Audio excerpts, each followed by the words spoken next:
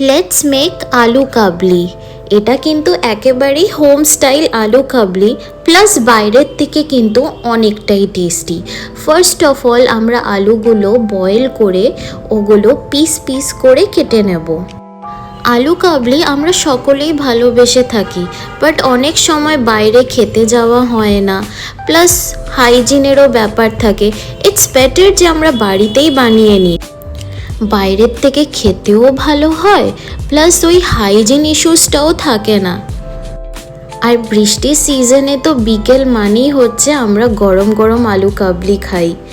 যাই হোক, আলুগুলোর মধ্যে আমরা চপড অনিয়ন্স ঢেলে নেব, তারপর ওর মধ্যে ছোলা দিয়ে দেব, দেন ওর মধ্যে শসা কুচি দিয়ে দেব, দেন টমেটো কুচিয়ে দিয়ে দেব, চপড চিলিস দিয়ে দেব, দেন ক্যাচের black salt and chaat masala, তারপর চিলি ফ্লেক্স দিয়ে দেবো, ওর মধ্যে cumin powder and pink salt add করে দেবো, আর একটুখানি লেবুর জুসও দিয়ে দেবো। দেন ওর মধ্যে আমরা তেঁতুল মাখা জল দিয়ে ওটাকে ভালো করে মিক্স করে নেব। আমার তো আলু কাবলি হেভি প্রিয় জিনিস। তোমাদের কাদের কাদের আলু কাবলি খেতে ভালো লাগে কমেন্ট সেকশনে কিন্তু জানাতে ভুলবে না। This is the look.